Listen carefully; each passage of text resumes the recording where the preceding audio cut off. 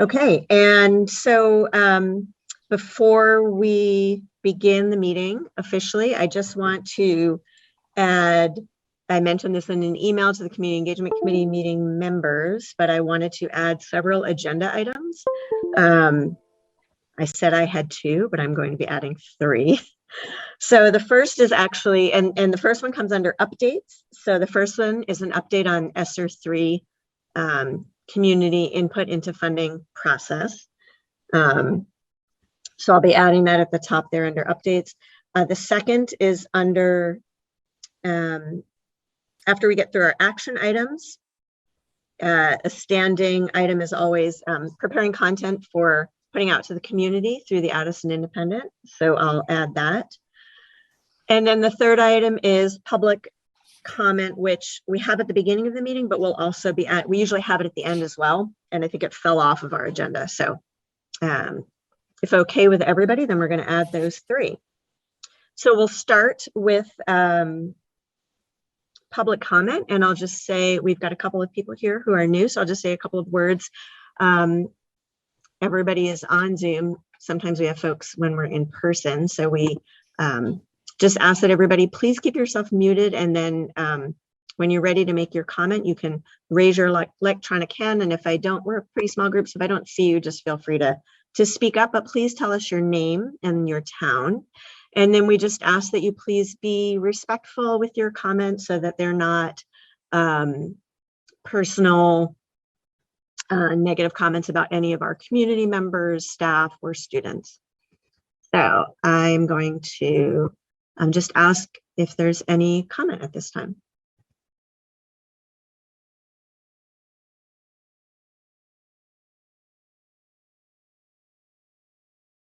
Okay, so seeing none, we'll come back to this at the end of the meeting. But sometimes as we go through the agenda, we might pause to see if anybody that's here, that's in the public, wants to comment on any of the things we're doing. So we might do that as well.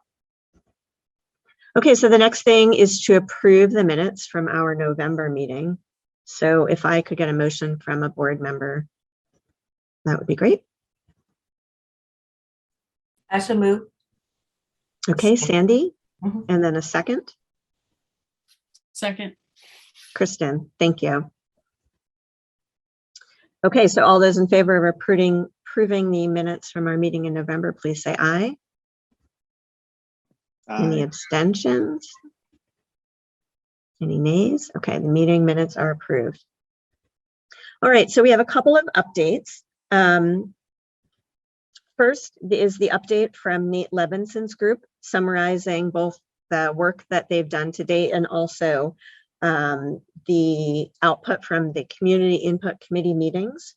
And so hopefully folks have had a chance to see that. And I believe he then followed up and sent that out to everybody who participated in the committee and also to the proposal authors. And that included information about next steps. Does anybody have any questions or comments about that update?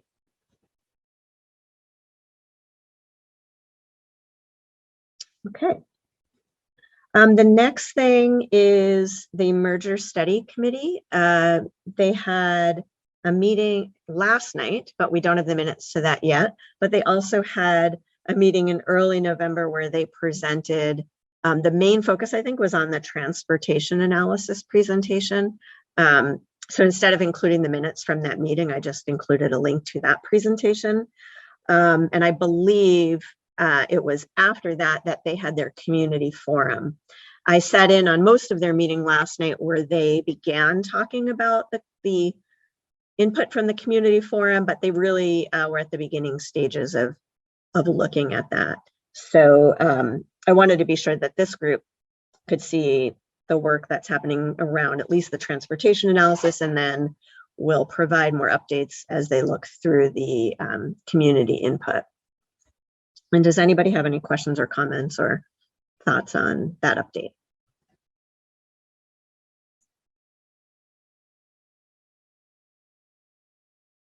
Okay. And then the Krista? Yeah, go ahead. Because I can't stay very long. Sure. Yeah, I guess in light of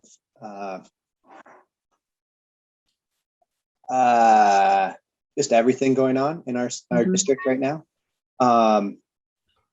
I think we should be really thoughtful that our attention is turned inward, not outward. And I just wonder, for me, this is a rhetorical question. I wonder if it's appropriate to hit pause on the merger study committee right now. It was really hard for me to see and to think about the energy that was being put into that meeting last night. I hopped on real quickly, and it's great that it's there.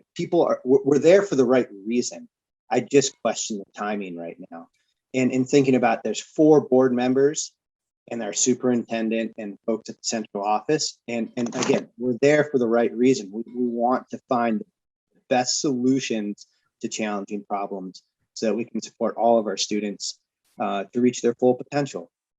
And maybe that does look best in a possible somewhat new merged district.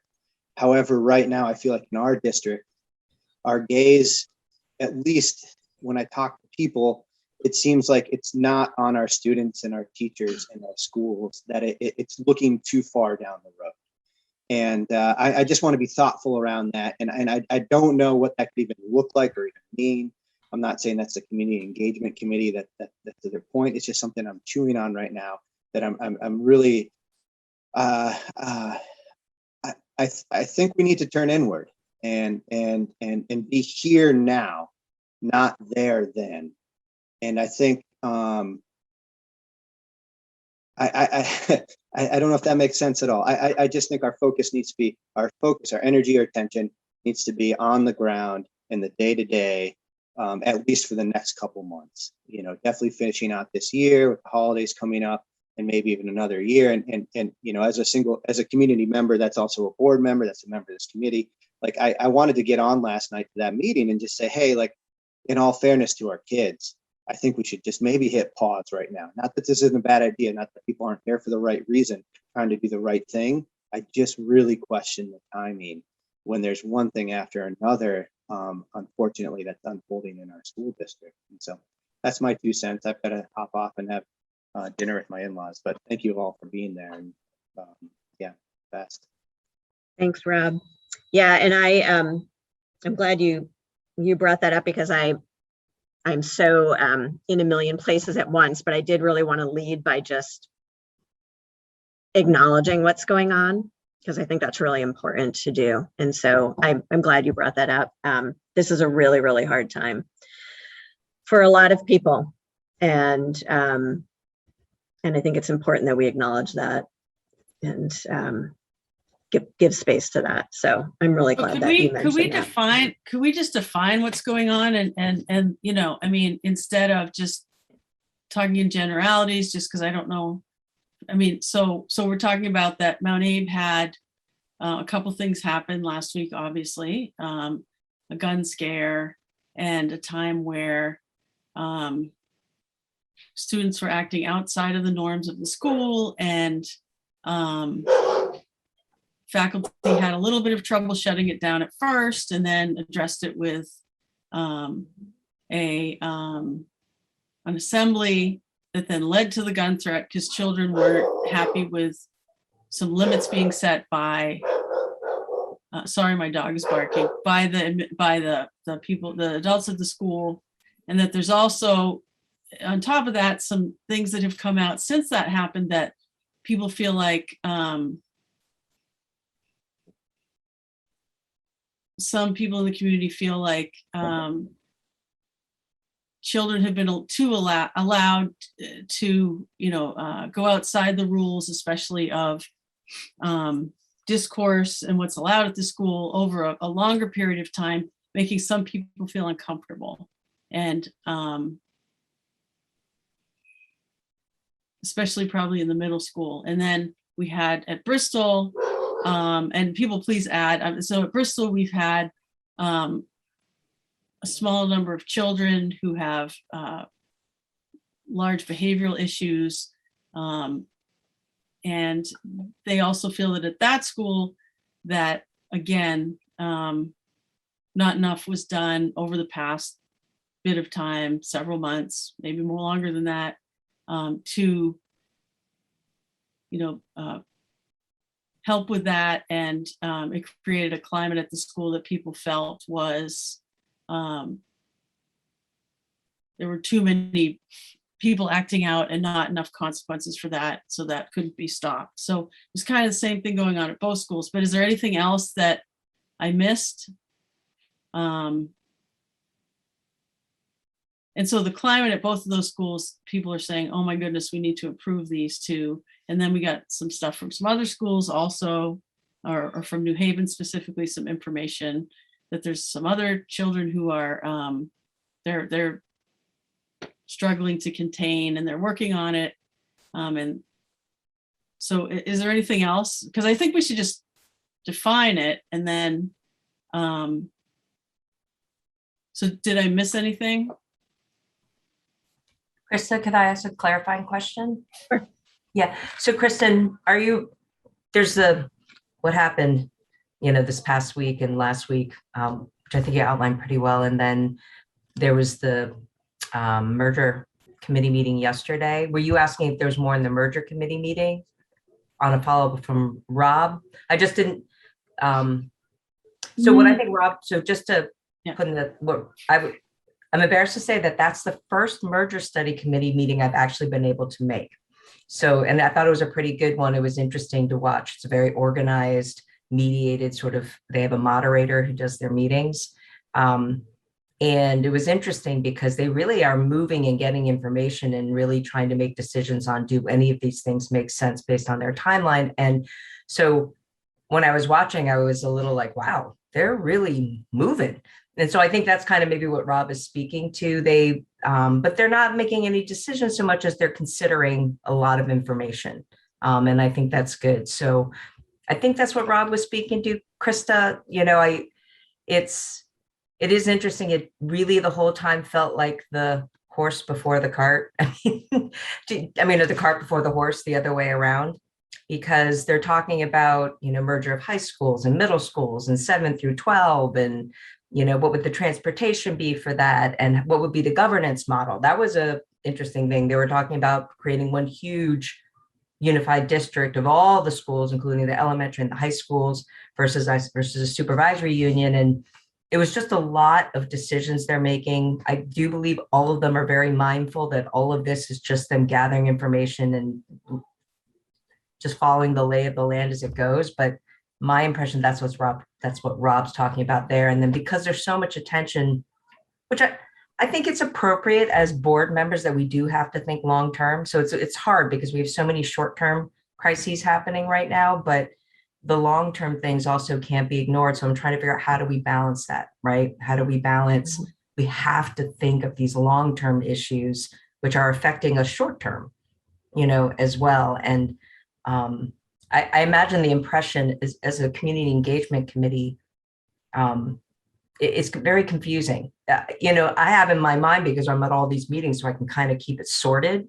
What are they really doing and why, and what's really their authority and why. But I could see community members joining into these meetings going, what in the world's happening here? They're making decisions. And so, and then what happened at Mount Abe and the other schools, one of the updates was the minutes from our last board meeting, and which we did a lot of stuff at our last board meeting. It was really chock-full. It was huge. It was long, but it was good. It was good. I thought there was a lot of substantive stuff, but I had to do a report on the board, MAUSD board's monitoring, like how well are they monitoring the supervisory union or the superintendent, right? And what is it that we should be doing as a board? And I actually think we as a board are totally constantly moving forward and working super hard. And it's the first thing I thought of, Kristen, when you spoke was what do we do about what's happening now? Our policy governance tells us that we're supposed to rely on our administration to do what they're doing, like what Shannon did and all that other stuff, right? And that our board is mostly there to be like, are you really doing and following through what you say you're going to do? And in terms of the communication, that to me seemed like she put it out there like she should have, right? Transparency and what's happening to the extent she could. But the bigger question is, and I'm going to be upfront about, is I don't know as a committee and as a board what we can do if we have concerns about how people are doing these things. I'm not just talking about Patrick, but let's say people below. Like, we're just worried that, yes, we have multi-tiered systems of support, and yes, but how are they being implemented? Why aren't they, all the like the means, like the details of why aren't things happening? I'm struggling with how to, as a board and a committee, how we have any role in controlling that, right? Because we kind of don't and we can if we want to. And so I imagine that's why community members are like, they always kind of go, board, what are you doing? And I'm like, I'm struggling here. Like, I hear you, community, but I also, this is the administration and they are responsible for the safety. And I am concerned that all these things are coming up everywhere. And how, as a board and a committee, can we gather that information, but then have it actually land somewhere? Do you know, like what, like we could say all these things, but what effect does it have? I think public comment has been very helpful lately. I think people speaking up and talking about their concerns has affected administration. So that's a positive in a certain way. Like, I think people speaking out what happened in Bristol really moved things, right? So I don't know. So I'm sorry. I know I'm just sort of blathering on, but I struggle with what to do as a board member and a community engagement committee member, and with immediate issues. And I thank you, Krista and Kristen and Don and all you guys who really were connected to administration when all this was happening and keeping us informed, at least as a board. And I thought, to the best that they could, that the administration really tried to communicate out as much as they could. Maybe we also could be a role in how can we help support that communication in crisis. So it kind of full circle. So one thing I had asked is that, I'm just going to follow up on that. When that was happening, we didn't have their emails like on a website that we could just link to people. I looked and looked and looked, and I said, there's nothing on a website. So I had to link to the Addison Independent story. And then I sent an email. So this is a communication piece, just following up on Sandy. So, so to say, when those emails go out, can they also go somewhere on your website? So when I'm trying to send it to board members or to Front Porch Forum, I have something that people can click on, because some people don't have Facebook or Gmail, and it's hard for them to link to things. And they said yes. So I don't know if we're going to do that today, like figure that out, or if Krista and I can talk about it with them. And because the next time something happens, we need links right away, because you all are, I mean, Kim doesn't have anyone at the school. She wasn't getting the emails, right? So how can everyone see those in real time, the same as the parents? And it was a real struggle that day, because I'm like, the best I could do is this Addison Independent story and link to their links. So I did, because I felt like maybe not everyone can see it, but now some people can see it. So that's something that I don't know if we're going to address it today because we have a big agenda, but we'll fix that hopefully by like Monday, and have a plan for where on the websites does it go. And so that, and then elementary parents can see it right away. And one thing they have to figure out is, what information should elementary parents be given, et cetera. That's a separate issue. But if we have these communications, we can get it out to everybody, and we can help with that. So anyway, that's something that we followed up on, because that was difficult.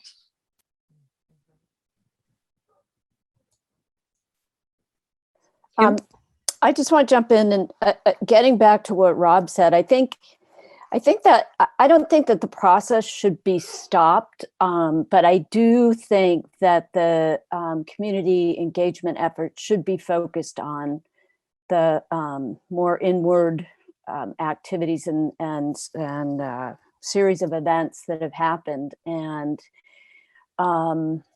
that some of the longer term stuff is just going to have to keep going. But I don't think as an engagement committee, this is the right time to focus on that. I think this is the right time to focus on, and Kristen, I appreciate your comments about having a communication chain of command, sort of, so that the information can get out to the community. And I don't know whose role that is, or how that works on the board. And I also really think that as more of a community member, because as you said, I don't have kids in the school, I'm there a fair bit, but the day in, day out, I'm not as aware of, is that it's really important that I think the school board craft a communication, and maybe it comes from Dawn, or we've had the information from Patrick, we had the information from Shannon, which I thought both were really, really well done. And the timing of it was, pretty good. It wasn't real time, but it happened fairly quickly. But then I also, what happens is people come and they do public comment at the board meetings, but it's hard to know, like, what is the board doing about all of these things that are happening? And I think that that's a communication that needs to get shared with the community. Like, how is the board actively involved in communicating, and also in helping the district solve these really, tough times? So it's got to come from the board somehow. So I just wanted to say, because I don't necessarily agree with Rob that we should stop the merger study activities unless the board members from the Mount Abe district feel that they're so overwhelmed. I mean, that would be a question to ask those folks. But I don't think we as a community engagement committee should be focusing right now on the proposals, the merger study committee, that in the short term, we really should focus on the task at hand. Does anyone else want to add anything that hasn't said something already to some of these sort of bigger conceptual? Erin. Yeah, I apologize if this has come out in the last month or so, but one thing that I was hearing a few weeks ago is a lot of people being very concerned that the merger study committee is somehow binding on the district. And so if they're proceeding full steam ahead and they have, this sort of parallel track, and our board seems very focused on the emergencies that are happening, I think it would allay some concerns if there is an explanation of what their authority is and what it isn't. So for instance, if no decisions can be made without giving all of the towns a chance to vote on the final shape of what's going to happen, I think that needs to be explained in every forum possible, because there are a lot of people who are very uncomfortable with the merger study committee because they feel like it's somehow bypassing the town vote process. Thanks, Erin. And we can come back to that when we talk about content to go out. And just to clarify, Erin, it's like Act 46 when it happened in 2018. All of the various towns, I can't remember exactly, it's separated out, and I can't remember exactly how it would be between two districts, but there's definitely a town vote that goes out. It's the same merger process is the same as the Act 46 process that happened in 2017, 18. Right, and that's been my understanding too. And I don't know why people think that, but they somehow feel like they have a direct line to the state, and they have these recommendations that they're giving straight to the state, and that somehow the state then can impose this plan on us without that kind of process. And I'm just saying that idea is in the community, which I think is wrong, but that's, I think, fueling a lot of the concern about the merger study committee, and which is in turn fueling a lot of concern about the entire long-term facilities plan. And so I think that the last month's vote to continue to say that the towns will have the authority to decide specifically if their school is shut down, I think that that's going to help a lot. But I also think that having some information about the merger study committee's powers and where they're limited, it would be very helpful. Great. And just quickly, it sounds like they might be confusing the succession process that's happening in Ripton. You know, there's that whole, you know, they seceded and the state imposed upon them certain requirements in order for them to actually leave, which has caused them to be stuck. So I'm wondering, it sounds like people are mixing them because there's definitely, yeah. But just, you know, just some kind of like, you know, this is if what the murder study committee comes up with, you know, still has to be voted on by all the towns. Everybody has a chance to look at it. There's no way that anything that will get passed by the murder study committee without the town say so. Just, you know, and if we can get that out to as many forums as possible, I think that would be helpful. Yep.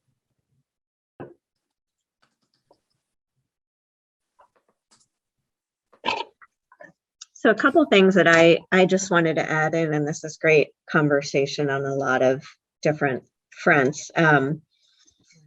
So one thing that was mentioned, I think, Sandy, you were talking about, you sort of struggle with the role of the board and the role of the community engagement committee. And so what I think this committee's focus, you know, as part of our charge is to ensure that we provide information out to the community about the work of the school board and opportunities for input into the work of the school board. And so it's not a monitoring of what that work is, but it's making sure that that work of the board is informed by our community and that people have the information they need, like Erin is mentioning, you know, to be informed and to provide input.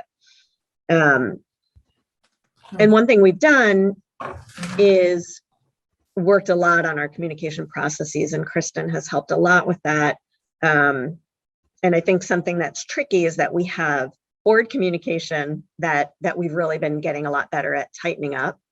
And then there's school communication, and we don't really, that's not ours. However, I think we could probably make some recommendations to say, hey, here's some things, you know, and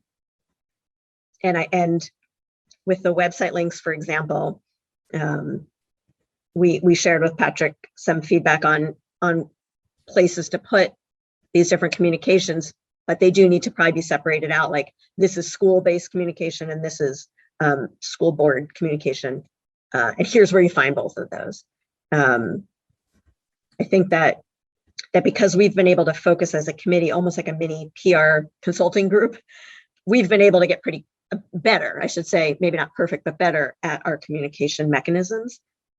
The district doesn't have that person on staff for them, but I think we could help them by saying, hey, here's something. I know personally, I was really pleased that that this communication about things happening at Mount Abe was expansive and inclusive of, it included elementary school principals sending out messages. It included a message from the superintendent, and it included a message from the principal of Mount Abe. And so, and I think they work together to kind of be a little more deliberate about that.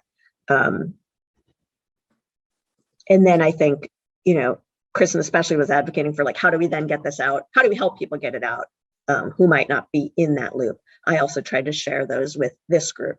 And there's more work we can do there. We are, Dawn and Kristen and I have been working on a board statement. And I think our feeling was that so much of the specific next steps, especially related to Mount Abe, were laid out really well by Shannon. And I think our job in the immediate term is to support that work. But I think that the work at Mount Abe is really related to the things we've been talking about at our other schools. And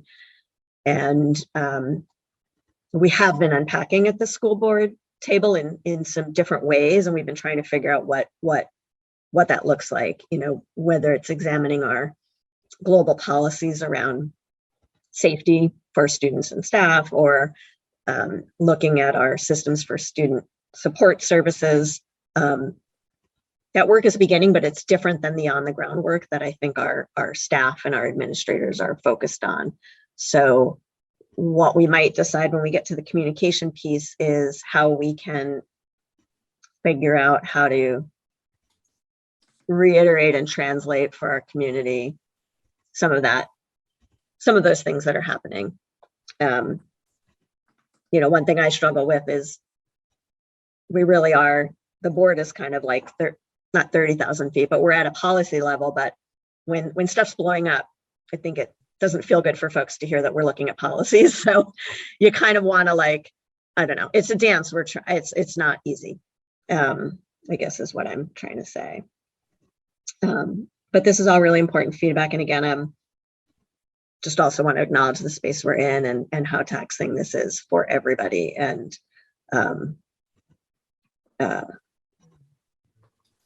there's a lot to be done to try to make things better. I did want to share a little bit about the Esser 3 funding and the updates, because I had a chance to talk to Patrick before this meeting, and that is something that came up from this group, and I think would be helpful for folks to know about. So Patrick explained to me that the process to receive the Esser 3 funds, it requires this stakeholder input, but it needs to be based on a draft plan that's presented. And so what they've done is solicited input from building principals and staff on priorities to help them build this draft plan. And then that plan is what will go out for community feedback. And so the plan is not yet drafted. They've just really, before Thanksgiving, I think, was when they got kind of in-house stakeholder feedback. And then, I'm sorry, I'm having camera issues, so I think it just died, but I'm here. So you have to look at that face instead. So getting the input from the community, it might be something we use the thought exchange tool for. And for folks that are new to what thought exchange is, it's a way to gather input electronically on a very specific question or questions or reaction to something. And then you get to, folks are invited to provide up to 5 different ideas or responses. And then they're invited to see what others have said and kind of prioritize those responses. And so it becomes kind of an interactive experience for people, both just sharing their own thoughts or reactions to something, and also seeing what others have had to say. And then that data can be shared back out with decision makers. And so looking at input around Esser 3 seems like a really good way to use a thought exchange tool, at least as a first step for getting input on how those funds are used. So that's still in the works. The other thing I wanted to say that related to kind of the challenge of what we're trying to do here, and I think you spoke to this a little bit, Kim, what should our focus be and how to square that with these longer term issues.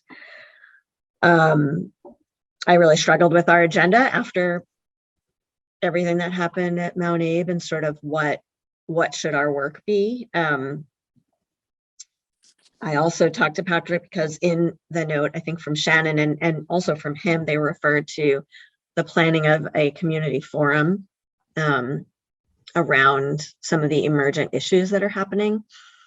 And so I wanted to know from him, is there anything I can share with our community engagement group so we have a sense of what that might look like as we think about what we should be doing? And so he said, it's really very beginning stages, and that he's imagining that this is a time where what's happening in our schools is really beyond the capacity, scope, and boundaries of our school buildings, and that it's a time to kind of bring in our larger community to talk about and provide support to around all the things, that are happening socially, emotionally, behaviorally, around equity, all of this big work. And he is really thinking about and has tossed some ideas around with some folks at CSAC and thinking about community partners that might want to be a part of bringing our community together to have some bigger conversations about what's happening in our schools, but as they reflect what's happening in our communities. So it's a big idea. It's an important idea, and it's going to take a little time to germinate and to flesh out. But I was heartened to hear that that's where the thinking is, because I'm interested in making sure that whatever happens, it's not going to add division, and that it's going to invite us all to come together to help, to help heal and support one another. So, so I don't know if that helps our group think about what we do next, but there's so much to tackle. And yet, the last time this group met, we thought it seemed like the budget is a place where we could get tangible feedback from folks and something that the board could use in their discussions. So I kept it on the agenda, and I'd just like to hear people's thoughts about that. But I'm going to pause for a minute because I just talked for a while and just, and I think Nancy, you just joined us again. So my camera's off, it's not working. So that's that. But anyway, yeah, so that's a lot of talking. I just want to pause for a minute and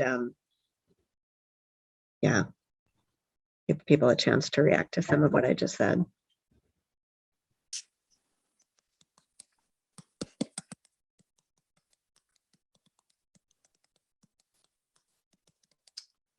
Well, I just came back, but I do want to say a few things, I guess, from what I understand about what you've been discussing and what you've described. I'm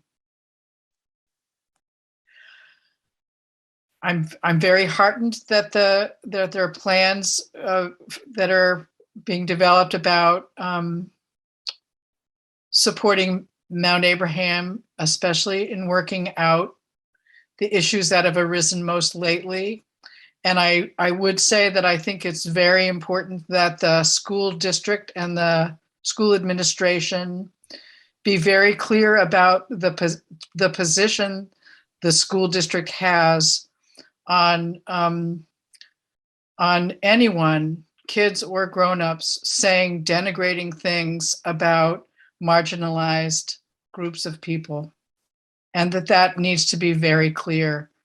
And even if it offends somebody, because that is really one of our values as a community. I have no doubt about that. And I think someone in authority needs to say it. But that being said, as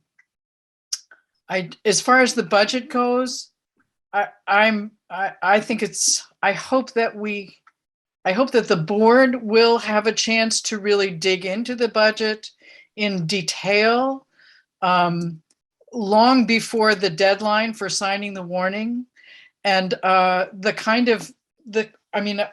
know what questions I have about the budget, and they relate to transparency in having to do with staffing, and also how assumptions and staffing projections have changed since the last time the superintendent made projections about that, which I think was back in December 2020.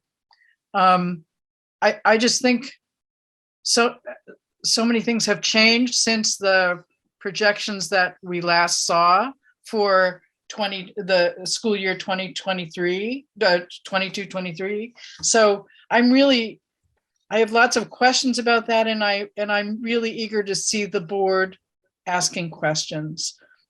And I do think if there's time to fashion something about the budget on using thought exchange, I think that would be useful, especially if it's done in time for it to make a difference in what the warning looks like. Thanks, Nancy.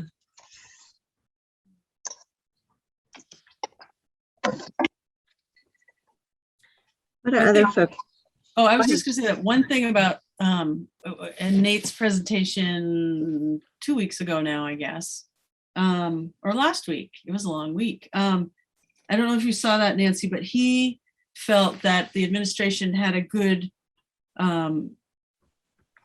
solid understanding of the budget and how each piece affects the other pieces. And that doesn't address, assumptions, and he said he'd looked at over 240 budgets, and he always questions the administrators to see if they understand the complexity of the budget. And he felt like these guys had about the best understanding of that, Floyd and Patrick, that he's ever seen. So that's a good base for building the budget now with the new, now we know that the state's going to have a surplus, right? We just found that out last week too. So yeah, I mean, it's certainly not as doomy and gloomy as it was a year ago. For the short term, we still have to obviously consider the long term, but certainly I was thinking this was going to be the worst budget year ever. And now it looks like we have a little reprieve and things like that. But I thought that was a real vote of confidence from Nate, who's done this, as he said, over 240 times, and feels like Patrick and Floyd can answer anything about any item on the budget and understand it in a very complex way. So that's very good. It's nice to get good news too, amongst all the stuff we've had in the last week. Yes, I did see it. I thought it was good news. And I think equally important will be knowing that the board members understand the numbers and the plans and the staffing very thoroughly before they decide on the warning. To follow up on Nate's report, though, I thought his suggestions, though, he had 2 or 3, were interesting because I think it addresses some of the things you're speaking to, Nancy, because he said, while line by line and accuracy, that they've done a fantastic job, with the numbers.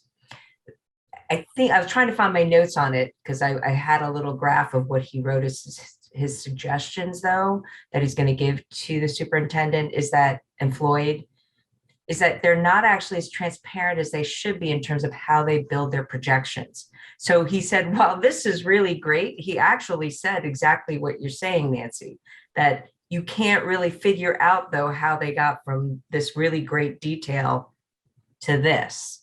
And he said there could be definitely more transparency. He said it was a little opaque with the words that he used. And so I'm hoping that there's communication between Nate and Floyd and Patrick specifically on, you could do it this way. Because what he then also said that I followed up with some questions, and now I get how they got from A, to B. And it is based on A, but I had to ask because I couldn't tell just from looking at what was presented. So I thought that was useful, and I'm hoping that his suggestion on things you can do to make it clearer so people aren't like, I don't understand how the thing that you're speaking to, Nancy. I was heartened by the fact, though, that Nate felt like, there are assumptions that go with it, but if you know what the assumptions are, A actually connected to B is what Nate said. But it would be helpful for all the rest of us to know what those assumptions are, to be more transparent, and then how it connected, to the conclusion. Well, I think Herb wrote a letter to the board. I know the board members have all received it. I think his suggestions were really good ones about the sorts of information that people are going to need. And I hope that the board will follow up on that and ask those questions and ask for that information. Right. I'm mindful of Herb's letter as well. I thought it was pretty thorough. It's it's really hard, as a board member when you're not a budget, financial, education person. So, it is tough, but we definitely try. And I think the thought exchange is great, Krista. So do people think in general that we should still do that? People feeling okay about doing the thought exchange question about the budget? Yeah. One of the things I thought was difficult for me also, and I know this is separate, but as a board trying to monitor, are the ends being met at a price that's acceptable to the community? I don't know if the thought exchange can help with this, but just because using the measure simply that a budget wasn't voted down as the measure that it was acceptable to the community just doesn't feel like it's enough, right? Like there's all these like major things that the superintendent has to meet with regard to ends. And he reported noncompliance, being very conservative about it, but he did, but then reported compliance with regard to, and it must have been, it's at a cost acceptable to the community because they passed the budget. But a part of it's like, but they're connected, right? So like, if we're not getting what we need here and we passed the budget, where is that meeting point where is the community saying, no, you need to spend more money? And granted, maybe we don't have it and you can tell us that, but what is that money to meet what we need? Just because we pass a budget doesn't mean that they're connected. I feel like there's a disconnect, and I don't know how we as a committee, maybe through the thought exchange, can bring that out. I mean, I know you guys did that a lot in a lot of your surveys you did before I was on the board. It was very hard, like, what would you pay? What, that kind of stuff. So I know we have a lot of that information. I just sometimes wonder how we're gathering all this information and providing it to Floyd and to the superintendent, but I just feel like I don't know where it goes. It helps the board members too, though, obviously, in deciding what to do. So getting that input from the community would be great. One thing I want to do, and I think I have to stop recording and maybe ask someone else, maybe Don can take over as host to record for me, because I want to show you my screen so you can see an example report that there's a district. Don found this. It's a policy governance district out in, I think, Washington State, South Kitsap School District. But anyway, they've used Thought Exchange for several years now. But they did one around their budget, and you can see what sort of the report would look like. And then I also wanted to show you actually the sample question that we could use, because I think it might help us to understand how this tool might work. So hang on a second, because I think I just need to it didn't want me to minimize my screen earlier because I was recording. So, okay, Don, you're host now. So I'm going to stop recording. Recording stopped. And then can you start? Recording in progress. Okay. And I'm going to, it's just going to take me a second here. Can somebody remind me of the time frame for public input and that will, in essence, be helpful to the board, and when that input, when this would all happen? Because I can't. So I was thinking about dates, and I was looking at December. So the Thought Exchange should be like a 7 to 10 day thing. And so my thinking was doing it next week, and it's a very fast thing to set up. So it doesn't take long to set up, and I'd look to all of you to help get the word out. And then the great thing about it is that the feedback is really easy to generate.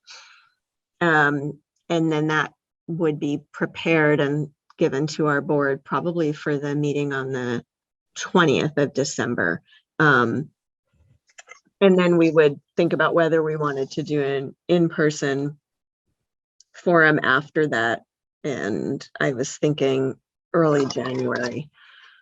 So it's tight, but it can still be informative if at the very least, like Nancy and I think Sandy are saying, it helps the board to hone our questions, based on what we're hearing. Sorry, it's taking me a second to get the Thought Exchange up, but. Yeah, I mean, I see where, putting something out next week about that, where everything else is swirling. Right. I mean, I don't know. It's a little awkward. Yeah. And is that, I mean, it's really important, but it's just feels like, ugh, if I got that, I'd be kind of like, oh, geez, we got to think about something else, or I don't know. I think people are saturated, but it doesn't mean we shouldn't do it. This is what I'm struggling with too. Yeah. Well, I also wonder if people would want, it's just moving on just to move on feels a little bit not giving enough credence to the gravity and the importance of the issue. Certainly the budget is very important, but I think the feedback you're going to get is going to have more to do with what's happening right now in the district than really thoughtful input about budgetary, except for the people that are, the kinds of people that can see beyond, the crisis in the moment and can provide some thoughtful information. So I just, again, being a little bit on the outside, if, as Kristen said, if I were to get this, I might, if I was the kind of person to sort of take out my angst, I would do it in the thought exchange that would have nothing to do with the budget and everything to do with what's going on in the district. And I don't know if that's possible the way thought exchange is set up, but I can see it getting a little bit off the rails with the energy that people might have around current issues. So yeah, I'm struggling a little bit. That's why I asked about the time frame, and that time frame is really short. And unless there's a communication sort of that provides people with a sense of that we're undertaking steps to manage the crises that we have, and that it feels whole and good. And we need to think about the budget as we move forward so that we can provide support and the things that our kids and our staff and our community needs. If we tie them together in a way, as opposed to dealing with them as separate things, I think it might be a better way to communicate. And it'll take some work and it'll take some finessing, but that's just what I think. Let me, oh, sorry, Sandy. I just want to share my screen for a second, because the question that, so hold on, let's see. A host disabled participant screen sharing. Are you able to give me maybe select me as a participant? Well, while you're doing that, Krista, it made me think about, you've got budget and the big budget issue and questions. And I was thinking, how is that tied to the current sort of crises that we're dealing with now, and social, emotional, and COVID? And then you'd mentioned earlier about how there's a draft plan coming out for Esser funds. Maybe we should do the thought exchange about, is there a way of connecting maybe communication about social, emotional, how we want to be supporting during this difficult time with these funds? If I knew a little bit more about what the plan was from. Yeah, and I think the Esser, is there some way of getting that out to the community on their thoughts about how this would help support their communities? Because I know a lot of people have a lot of concerns of why aren't we using these funds to help deal with these escalating behaviors that are happening everywhere, right? And a lot of people are asking a lot of questions about them, and it's very sort of timely, possibly. Yeah, and so I think that makes sense, but I don't think it's ready to do yet. So, and I think it needs this draft, I think, or at least what Patrick has shared is that it has to be part of this draft that people provide feedback to, but that can be a question that's woven into it. But there might be a way. So I'm going to just share. Can you guys see my screen? Yes. Okay.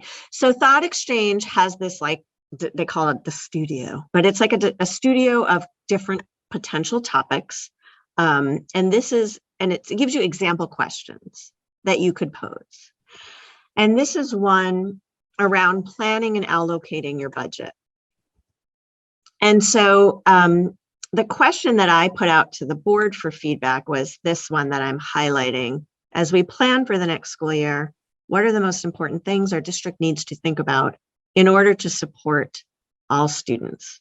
And one of our board members suggested we add in something about, especially given what's happening now, or especially given what's happened at our schools, or something like that.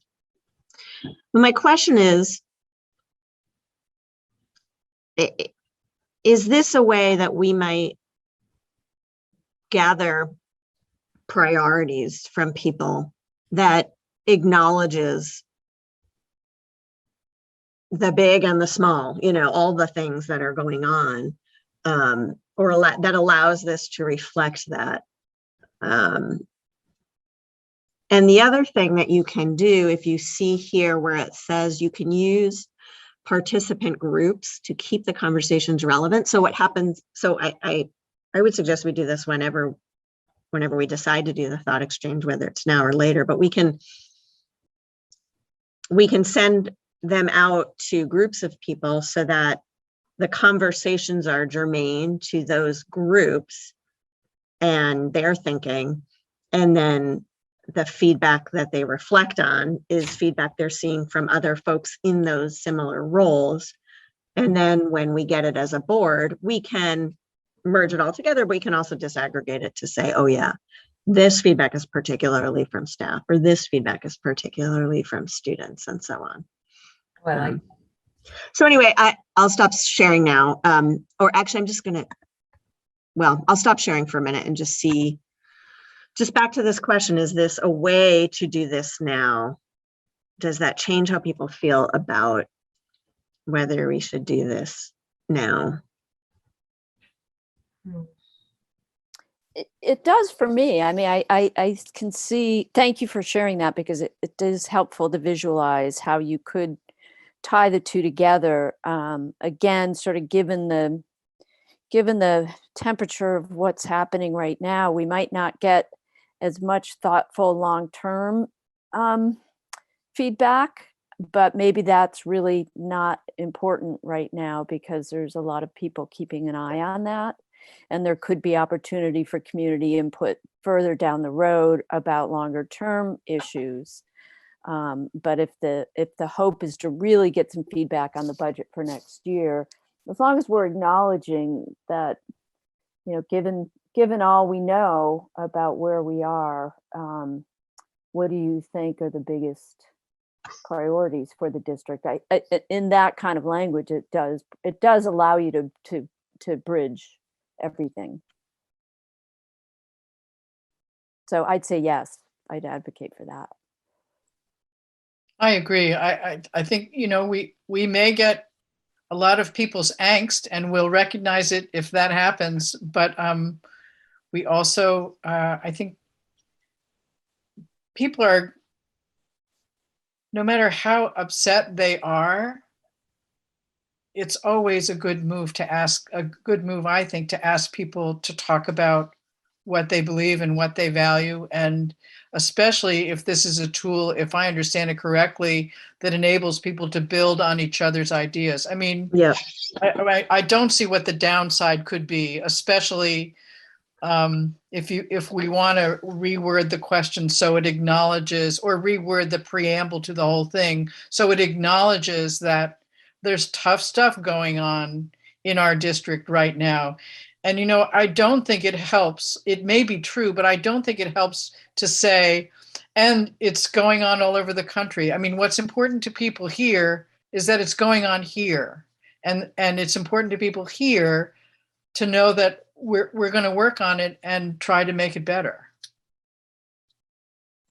Yeah, I agree. I mean, I think that there's a lot of concern in the community about the staff reductions and how much support the classroom teachers have at the elementary level. And this is true in New Haven as well as at Bristol, in terms of having kids with a lot of behavioral difficulties. And some of that's coming off of COVID and some of it is a longer term problem. But and then, obviously all the things that are happening at Mount Abe. And I think that worded correctly, this can look like a response. Like people are hungry for the medium-term response to this problem. They really need a short-term response. What are the protocols in place immediately? But they also want a longer-term response. What is our staffing going to look like next year, or in 2 years, and 3 years? How are we solving these issues? And so I think that if we frame it as a response to some of the challenges that we have, I think it will actually be beneficial because it'll look like people care and are paying attention.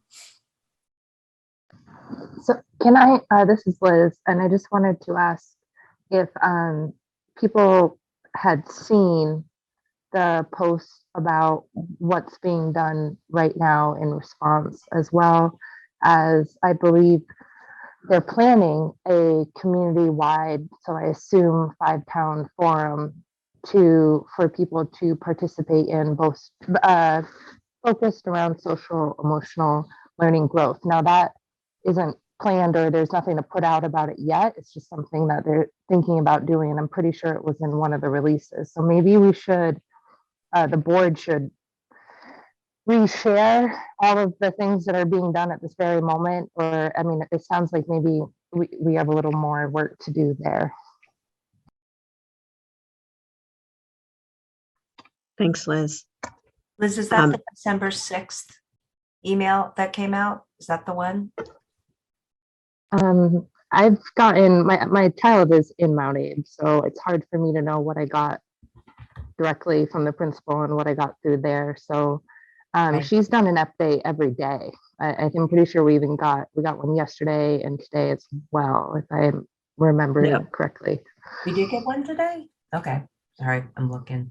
But at least I know a lot of it is reiterating how to help. So like there's been parents going in and spending time during lunch and at the beginning and end of the day, like therapy dogs, like there's just so many things. So a lot of it is reiterating, but yeah, I mean, it couldn't hurt for us to just go at it again. I want to share just one more thing on the thought exchange. This is really helpful feedback. Thank you. I'm going to just share again because I wanted to show you the, okay. So this is a report. Can you guys see this thought exchange community engagement? Can somebody just say yes? Okay, thanks, because I can't see anybody. So this is a report that the school district in South Kitsap School District, I guess they've been doing this since 2015, so they're early adapters of the thought exchange. But anyway, they have a little intro about it, but you can see what they were able to glean. I just wanted you to know what an output from this might look like, so you can see how many people, how many thoughts were shared, and how many ratings of those thoughts were provided. Then you can see the demographics. And then I think they asked 2 or 3 questions. And so these are the, then they were able to identify like the top responses for 1, 2, 3 questions. So anyway, I just wanted you to get an idea of kind of what we might get out of this. And I think what I was imagining was that either, or maybe both, we would share this with the board after the thought exchange. And we might, if we did a community forum around the budget, we would share that with folks as well. So that could provide opportunities to inspire questions to be asked by the board, as well as among community. Nancy, I think I don't know if you wanted to say something, but it looks like you might be muted. There you go. I do. How did you know I wanted to say something? I could tell. I could feel it. I'm curious about how the building on each other's ideas in a thought exchange happens. Is it that Kim writes something and then if I like it, I put a star by it, or?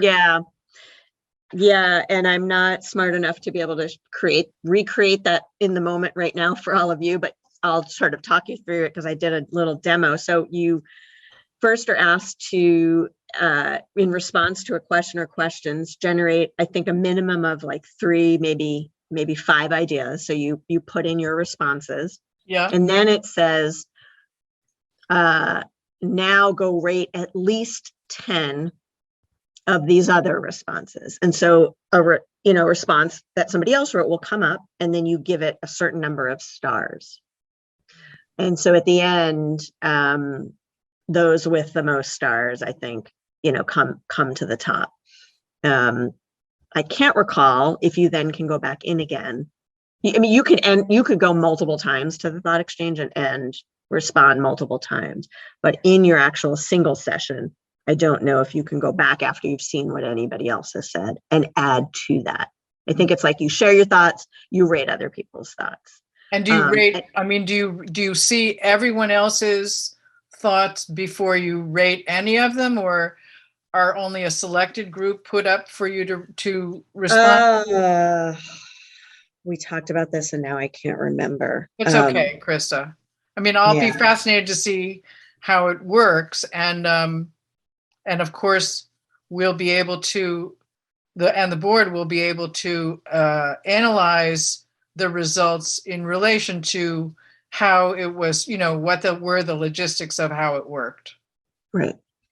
And there is moderation, AI moderation to, keep an eye out for any really inappropriate, offensive things. So that's built in. Is it anonymous, Krista? Yeah, you can put in you can add demographic questions so you get a sense of who people are. But But not you by might need to name. enter your email, but I don't think that's Public. I have to get back to you on that. Okay. So the preamble and the explanation around questions like the one Kim just asked will be important, especially since it'll be the first time people have experienced this system. Correct. And that is a great segue, because I would love some help with writing a preamble and, finalizing a question.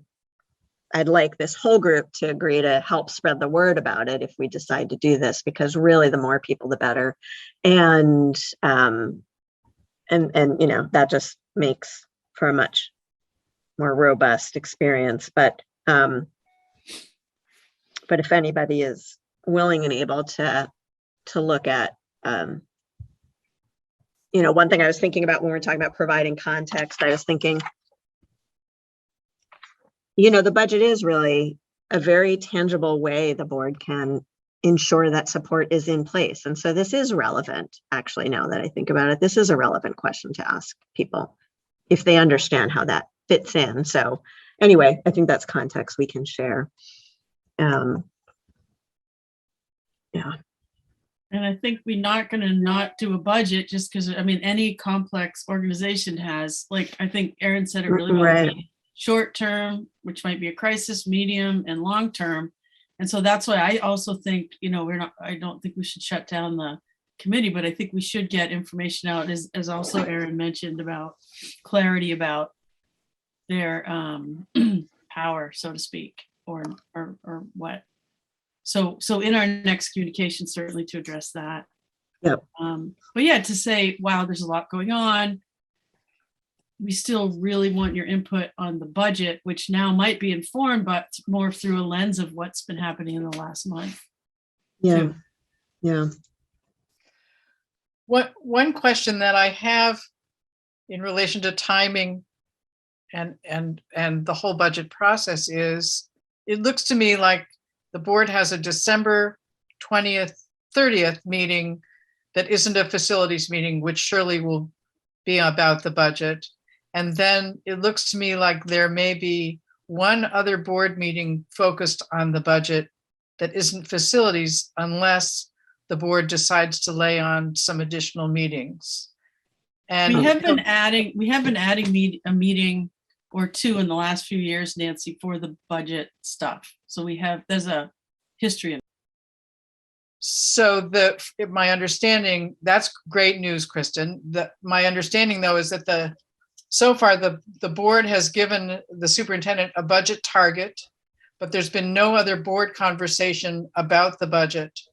Correct. And that the next time the board's going to be, that maybe there will be 3 other meetings or 4, are you saying, Kristen, before the budget is finalized?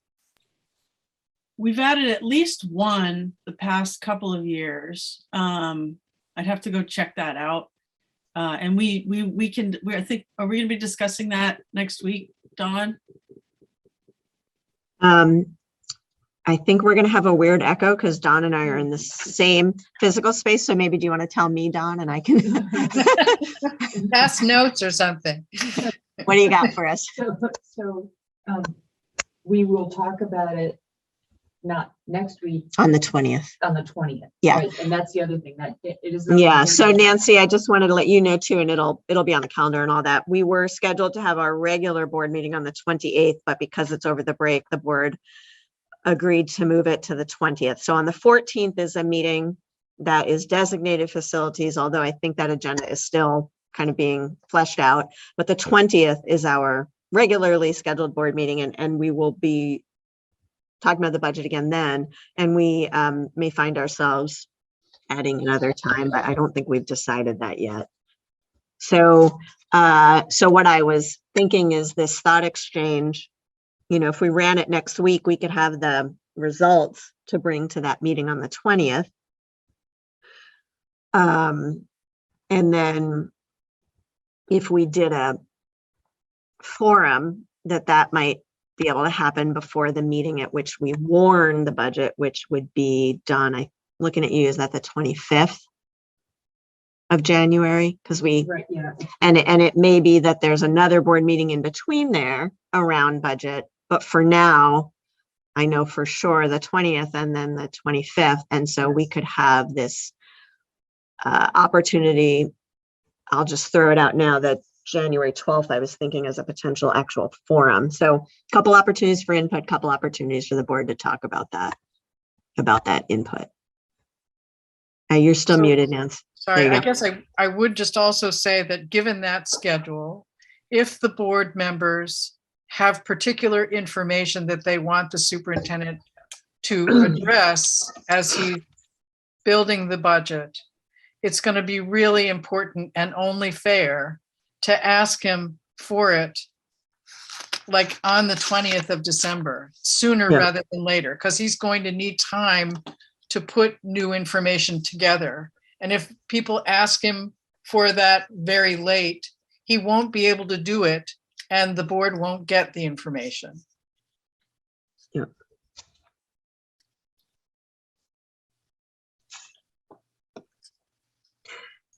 Okay, so it sounds like yes to the thought exchange, and we've got some good ideas of how to make that happen. Anyone want to help me with the content? Thank you, Nancy. And I only raised my Kristen, hand thank because you. I only raised my hand because I know that what that really means, Krista, is that you're going to write it. And then I will get to review it and, put in my 2 cents, but you tend to do the heavy lifting on that. And it's so appreciated, but it's a lot of work. I know it is. Well, your feedback's really helpful, and I think I saw Kristen raise her hand too, so that's great. So just, I was just writing it down for myself, so I have it in my brain, but I'm gonna write it out for you guys. I think Kim has raised her hand too, or Yes. Yes, I am. Chris, I'm Oh, happy to help. But, in thinking about this, it seems pretty important for board members who are close to the budget process, have a pretty good idea of the information that they're looking for so that they can do an evaluation. So it's, I would be happy to help just with maybe just some of the wordsmithing, but I think that the specific content about what is it that we really want from people, and what do we want to hear about, is, it'd be worth even checking with a couple of board people who are really active right now in some budgetary, aspects of putting this together. So. Yep, I think that's a good point. And I did ask for some feedback before this meeting on the question, but I think I can go back to those folks and maybe even Floyd and Patrick to see what else could be helpful. Can I add something, Krista? Because I was part of the meeting, so I apologize. I didn't write an email on the questions for our committee because I knew I was going to be here at the meeting. Boy, I feel like an infant back in the budget process again because I've been gone for a while, and I'll be upfront that going through the budget and numbers is a big gobbledygook because it's like there's only so much my brain can do and focusing on some things and not others. But one of the things that sticks in my head when we had our first presentation in October, I think it was October in Moncton on the budget, was there are these assumptions that I wasn't on the board on about this position's getting rid of, and we're losing this position, and we're reducing force. And, you know, I get the sense there's a real reason why those particular numbers are being driven by something, you know, like this assumption that whenever there's a reduction of force, we're definitely going to reduce staff. And it's probably from that December 20th projection. I don't know, but I keep, as a community member, if I have my community member hat on, I feel like saying, can we really afford to be losing anybody right now? Because we can't even get people. Like, we keep looking for behavioral, you know, interventionists, and they can't even fill positions to be in classrooms right now. And now the budget right now is anticipating cutting this teacher, you know, this. And I don't know if there's a way of communicating that. I mean, Don, I don't know if this is a separate board issue. It's just when we talk, it helps me to hear everybody's thoughts, because it brings up for me, you know, what are numbers if we didn't cut them? What would happen? One thing I just want to, let me get the status quo for right now, because right now we can't even fill the things that we want to fill. And you're talking about the assumption that if there's attrition, you don't fill the position, that assumption, right? Right. that's what I was. Right. We were told this year that we would not need to make cuts because of attrition. So there would be no staff cuts this year. It would just be from attrition. That's what I remember. Yep. Right. I was going to say the same. Sandy is questioning that, Kristen. I'm questioning that policy. Right. Why, like, Right. And it was a very small number. I don't think it was, anyway, it's smaller than I've heard for years, which is good. But right now, people's ideas about what the budget should be supporting are probably much different even than they were in October. Yep. Even the administration, I would imagine. So I think that was just a snapshot in time, that particular presentation, and that certainly there will most likely be changes. right. I'm just hoping we'll have that information. Like, I want to give Floyd and Patrick a heads up.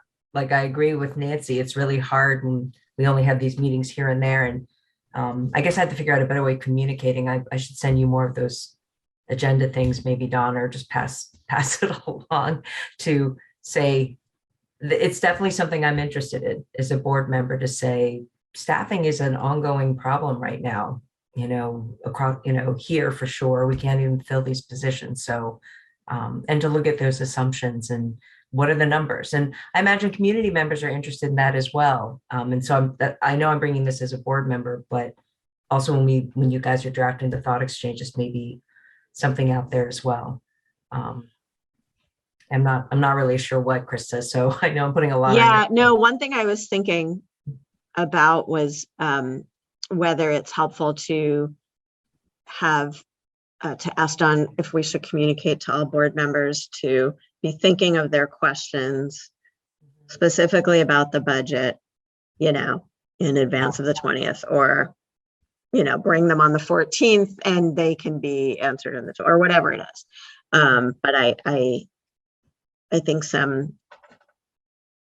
it's helpful to have some advanced thinking on the part of the board members, before the meetings. But I do think it's important to be clear, though, that I don't believe there's been any cuts in the past few years. It's been attrition and positions that have not been filled. Now, the net result is still fewer people in our buildings, but it is not that, you know, and so I just think that that's an assumption we should probably, or that's a policy or process we want to ask about, but. Right, keep this changing, moving, yeah, and I think that's a great idea. Just it's always good to remind us board members, you know, what's coming up, even if it's possible. Don, I know you guys have so much on your plate, but is it appropriate to send that just to Don and Krista, like, or just Don, if we have a list of those things, Don? Just and it enough to compile together, you might give Floyd. Don is saying, yeah, send to her. Okay, yeah. Great, thank you. What I wanted to do, I started to do it in the chat and then I hit return too soon, but I just wanted to show folks what I think we were talking about for a timing, and I made an assumption in this, and so I'm going to hit return so you can see it in the chat. My assumption is that so we'll move to this part of the agenda where we talk about whether we want to do a community forum, but if we want to do that as well around the budget, that I'm throwing out a date that I know is not a date of an already scheduled board meeting, and that comes about 2 weeks after, the holidays and 2 weeks before our budget warning meeting. So just so you can see what that timing and spacing might look like, that's what that is. And so can we shift to talking about that next item, which is if folks think it would be of value to invite people to have a follow-up to the thought exchange I'm assuming it would be over Zoom, but a forum around what was shared at the thought exchange and how that might weave into our decisions about what to warn for the budget. I don't know if there's time. I mean, with all the committees going and all the, what would that add? Because we're getting all the information, right? So what would Mhm. an in-person thing add, do you think? That would be different than getting the information from the thought exchange?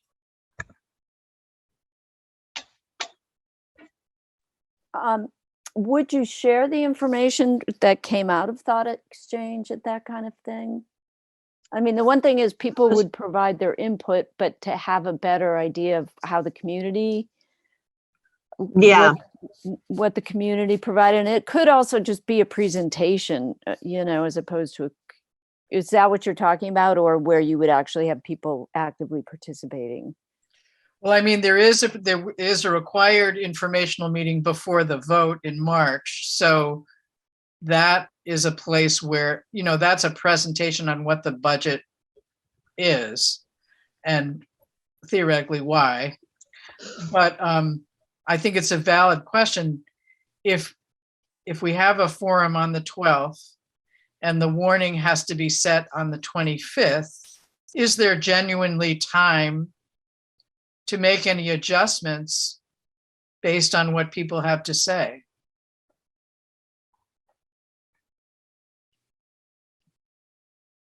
I guess you'd have to know that you were going to have a board meeting between the 12th and the 25th in order to be sure that there would be time to make adjustments based on the forum results.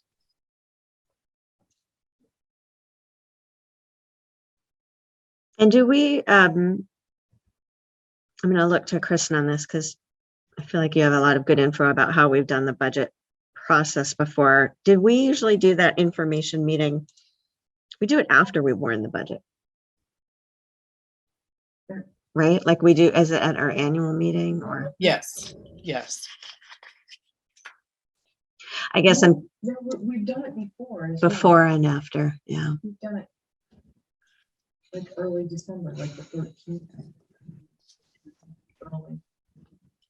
So when we had more of an open-ended forum around the budget, it was one of the first things we did with Sue McCormick. It was big picture thinking. It was really about sort of values and priorities.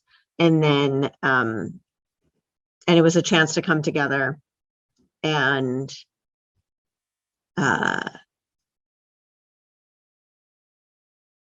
yeah, I guess I can see the value of maybe the thought exchange is the space for the input. And maybe it's more of information sharing after the fact, using the info from the thought exchange and making it the connection to the budget.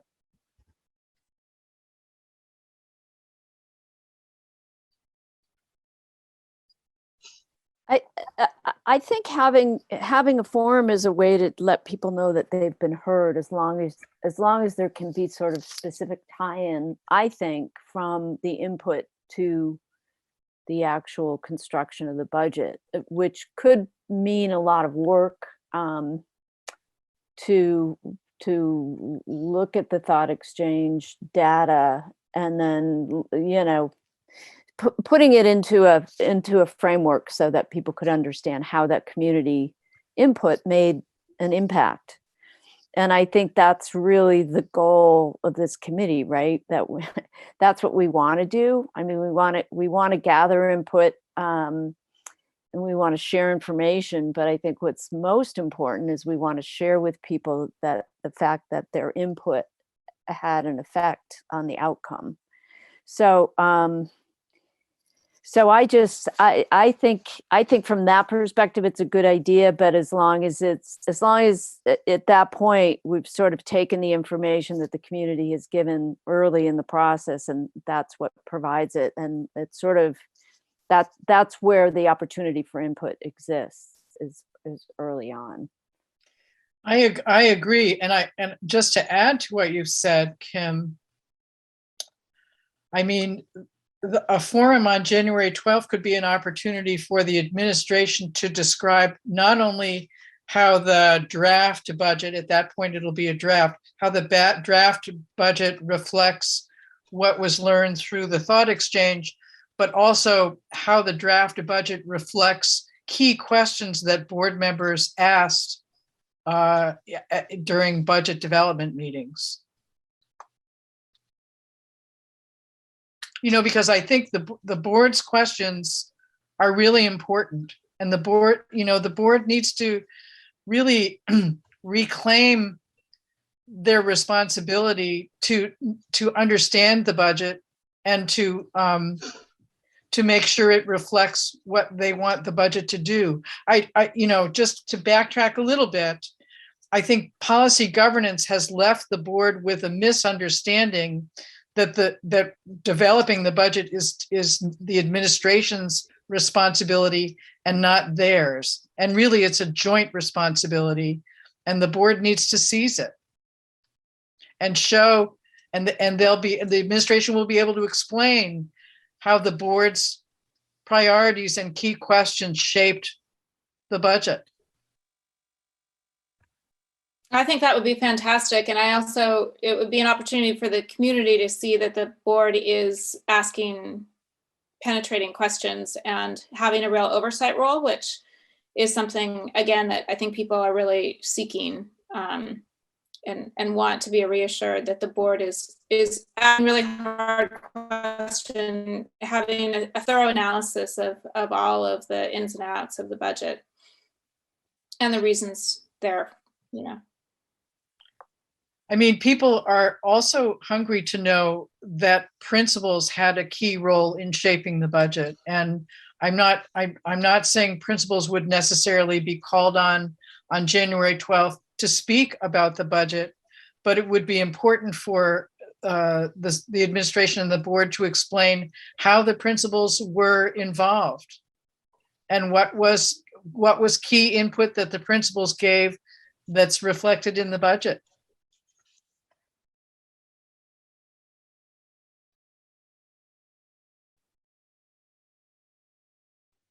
And I think too, just to what you were saying, Nancy, that there could be, you could even, I don't know if you can devote some of that forum, but the principals were so active in the community input committee, the meetings that I watched, and I'm sure that the input that they provided around the criteria for evaluating the future of education in our district is going to be reflected in the budget as well. So that a lot of those things will work in concert with one another, and that it could also help to inform and tie together that the fact that this input came from key stakeholders in the community, the principals, and the questions that the school board asks, that it's going to lead us to a longer term issues and challenges, because we are gathering input in the short, medium, and long term trajectory. So I think from a community engagement point of view, again, that's important to be able to share how a community can have a stake in the budgetary process and the decisions that are being made around facilities and so on. So so I could see that being really helpful, and we're going to have to at some point have the proposal final report from Nate Levinson and provide that to the community as well in January. And it may make sense to put that up to the end of January, but in any case, I think that there could be some continuity that could happen between those two things.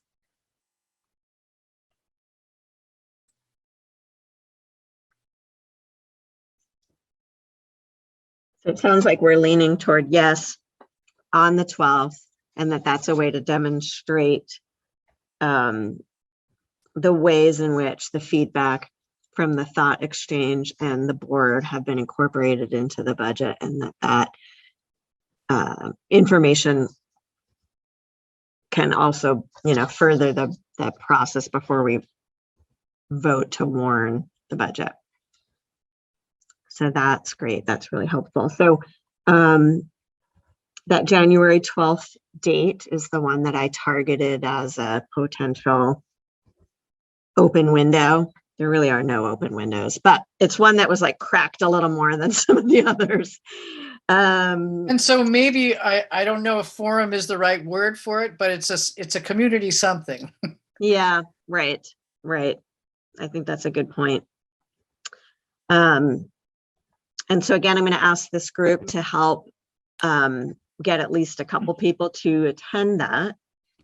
And then also, I would love some help with thinking about the messaging around what that is going to be. If it's not a forum, then what? And what the agenda might look like.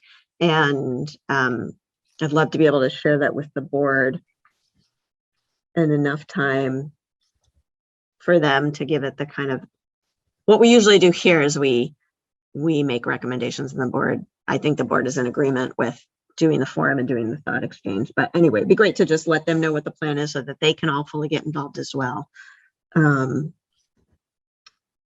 So yeah, so anybody that feels compelled to join me on that journey. I'll be there, Krista. You can put me I'll be at the meeting. Oh, at the meeting.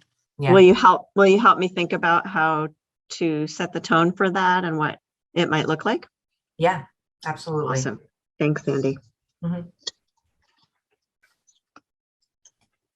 And what I'll try to do, and what I usually try to do is, as things get decided, I bring it back to this group for here's what we're thinking, any last feedback kind of thing. So I'll make sure to do that. Okay. Moving along, I want to go to the last item, which was around what we want to communicate out in our next column. And so a couple of ideas have come up. One was Erin's suggestion about reiterating the role and scope of the merger study committee. And I think that's something we can do. We'll want to let people know about the thought exchange and have a link that we can share so people can, it's ready and live so people can participate. What else? We've talked about a lot of different things that we might want to communicate about. What else should we try to weave into? And again, knowing that sometimes we can't fit it all in. I think it would be important to put something about the Esser fund process, because we've promised to update people, and that it would be important to, even if it's just it's a forthcoming thing. It's not that it's gone away or anybody has let it, slip away, because I think a lot of people are looking for it.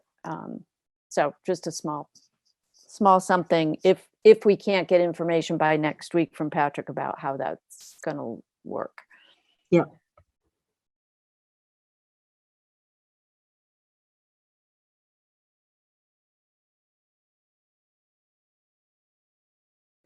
And I think, as I said earlier, one of the important things would be right up front to acknowledge what is happening in the district. And I think, again, the need for the community to come together to support each other. And maybe it's just a short It's just a short recap of some of the things, or a few of the things from Patrick and or Shannon, about, as a community, how we can meet our differences and work together respectfully to do so. And that's the basis of the work that needs to be done, and that if we work together, we can create that in our community. And that we wouldn't say this, but I just think some people think it's the job of the school to figure that out, and I think that our community needs to come together to solve some of the things that are happening. So, but to just acknowledge that it's there, and to request that people come together in whatever way they can. Also, any updated information that the school administration might have on the community forums that they wanted to do in line with that, I think would be great. And if we don't have a specific timeline, then just say the school has called for a community forum so that we can discuss these issues and how to support the school. Stay tuned for information about when that'll happen. Another thing is, it's been a little while since we've had an update on what happened in Bristol, and I don't think there's been any communication about what's been happening in New Haven to the community. And I think a new updated information with as much detail as possible about sort of what the protocols currently are, and whether there's going to be any movement about, if a student is being disruptive and harming other students, what is staff allowed to do? Instead of just saying, well, we're looking into it, we're pulling CSAC in, to say, these are the new protocols. These are how we are establishing that our kids are safe in school. Both the kids who are emotionally dysregulated and the kids who are not, and are bystanders. I think a little bit of an update on what's been happening the last couple of months would be really helpful.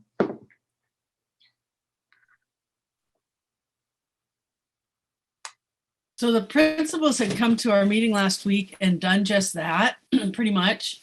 And they were going to get us something written, which I don't know if we have yet.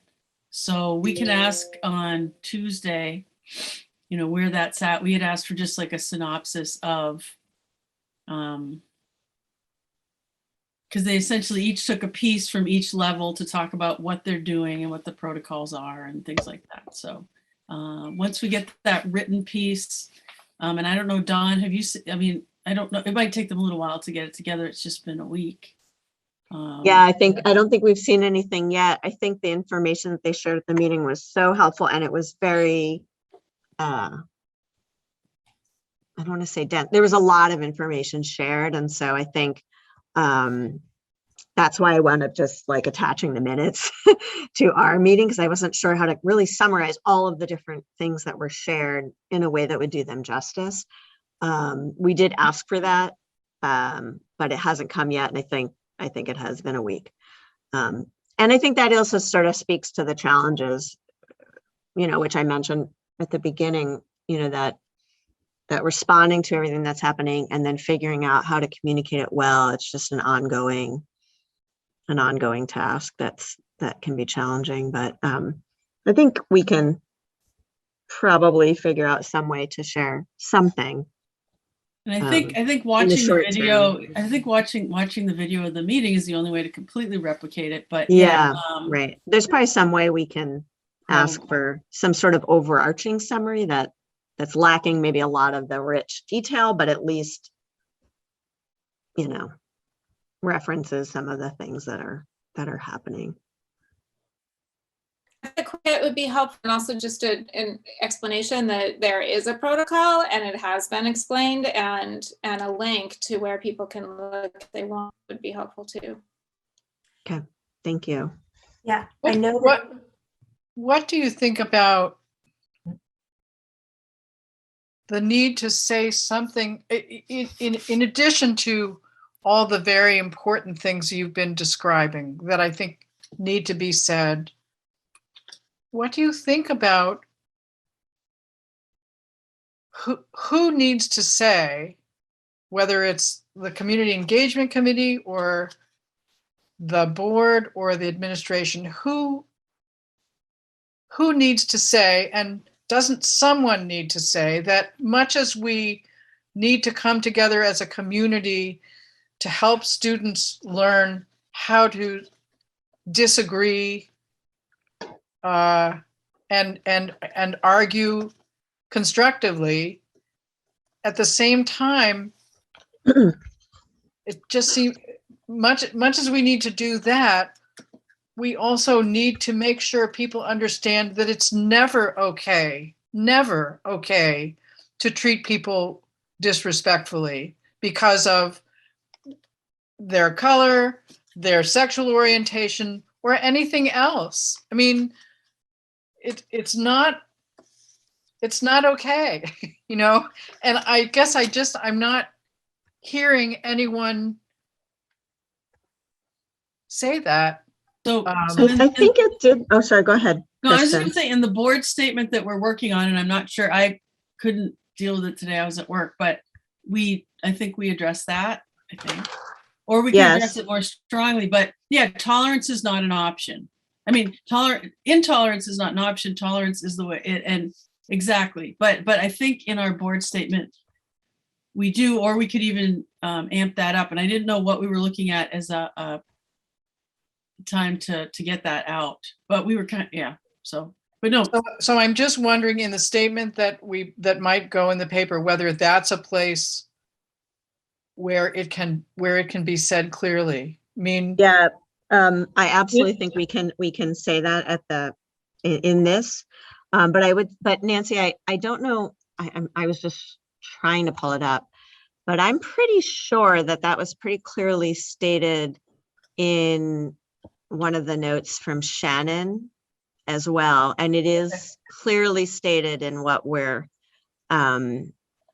putting out, what Kristen and Don and I have been working on as a board. great. Yeah, I think if it's been stated, maybe it can be reiterated. Absolutely. If we're addressing it in the paper. Absolutely. Okay. Yep. One thing, I was kind of looking at some of the comments by parents and community members in response to last Friday's incident. And I think there are a lot of false equivalencies being thrown around in terms of, well, one teacher said this one time, and so therefore it's the same as students parading around chanting things. And obviously those are false. Those are not the same. On the other hand, I do think it might be appropriate to explain what the school district's policy is in terms of bringing politics into classrooms, just to be clear about, and I don't know that this is particularly for this column or if it's something the school should do, but it's just something to think about of having a clear statement about what the school expectations are in terms of what speech is allowed and how speech is conducted. And just to make that, because those things are being thrown around, well, a teacher said they didn't like Trump, and so that's the same as kids, being anti, homophobic or something. So just to say, there is a distinction between political statements and intolerant statements about people's right to exist. There's some way to make that clear in that statement. So I agree with all of you guys. While we were talking, I was trying to see where things have been posted and where communication's happening. And I went on to the Mount A website and Beeman, and they always have the latest updates, section. So there was in the latest updates that the administration put out, for communication to families regarding behavior and commands, because that was something I think the board had asked for, and it come out about what does clear the halls mean and all that stuff. And so that was definitely a response to what was happening in Bristol and at Mount A. And I was hoping to find Shannon's, at least on the Mount A website, Shannon's email that went to all the parents. Like, I have a child at Mount A, so it really spelled out updates on December 6th, all the things that are happening, steps, really, really wonderful, helpful information, but it's not on the website. Krista just posted something in the chat that I think really addresses what I've been worrying about. Sure. Yeah. And And I I, think- can I also say that certainly apart from hate speech, inappropriate language, and violence, I think there's something that's very good news about kids talking about politics. I think that's wonderful, and especially if they can learn to do it civilly. I think it could be a very good sign, and it's certainly a teachable moment.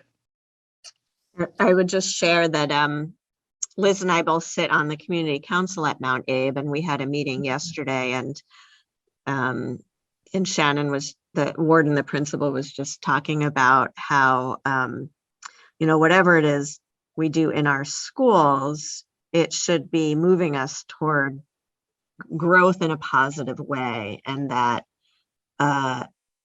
there is a big difference between respecting individuals' rights and allowing for bullying, hate, the things that have been happening essentially.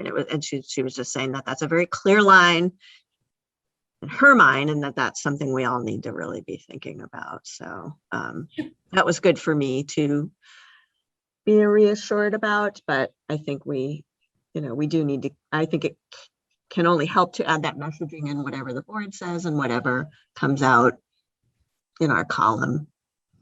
Should there be a blurb from Shannon? Like, is it worth having it literally be something from her, that's sort of something that comes from her that we can put in to say, I think everyone's seen a lot of these communications, but this will be in the column and it'll be in the Addison Independent for everybody to see, even those. We could ask her if we can include that as a quote directly from her. That might be pretty powerful.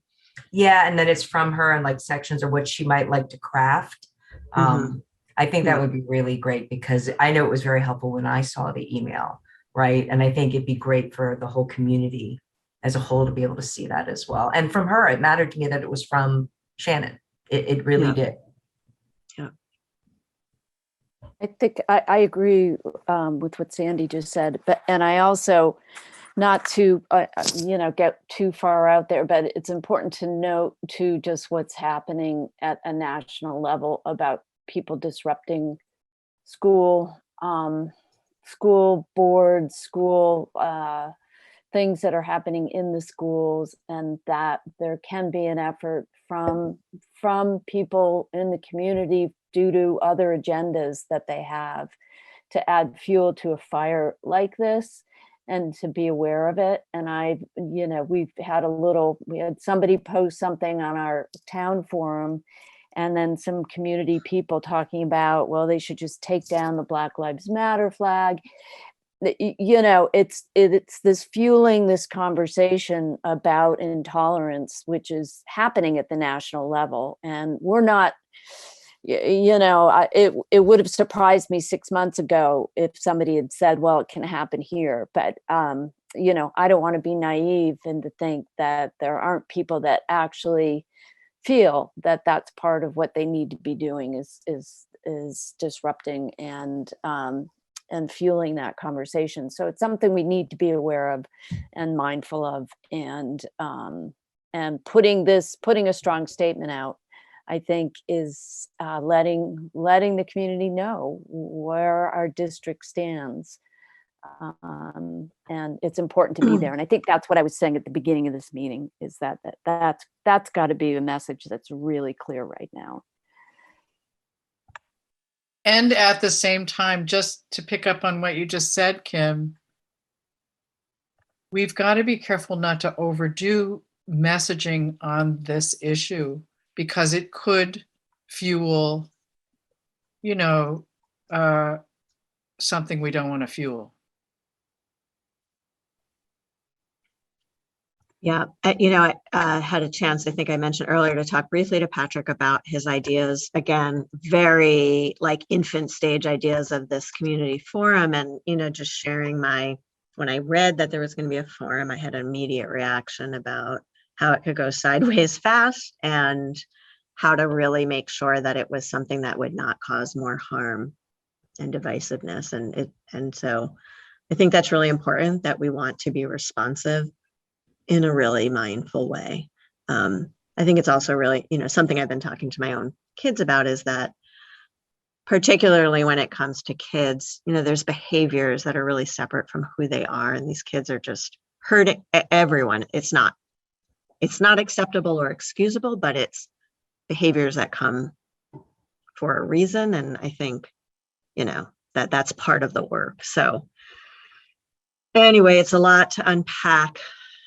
I'm just going to stick in one other little thing that Patrick shared in his note, which was, I think, also just showing how there's sort of district-wide support at the school level and the board level about things like raising the Black Lives Matter flag.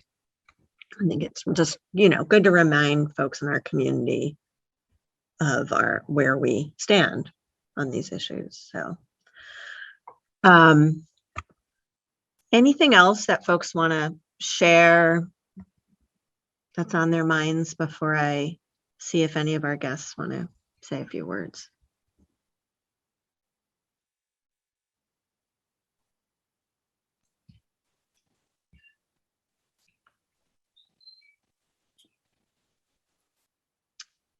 Okay, well, I know there's some folks here that don't usually join us, and I won't put you on the spot, but please do know that if you have anything to share, that now is your chance on any of the things we talked about.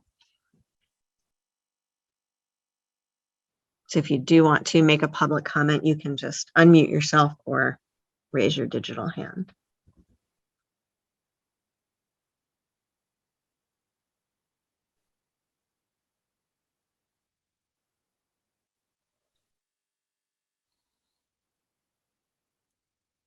Okay, well, please know that anyone here on the committee or not can send me a note after with anything that's on their mind. And unless nobody has anything else,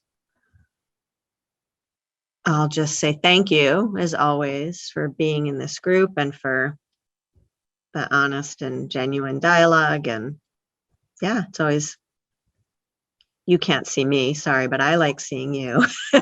Next time I'll get my camera working. So if I could get a motion to adjourn.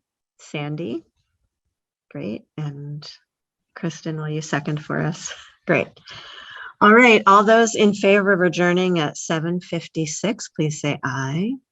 Aye. Wave at me. Great.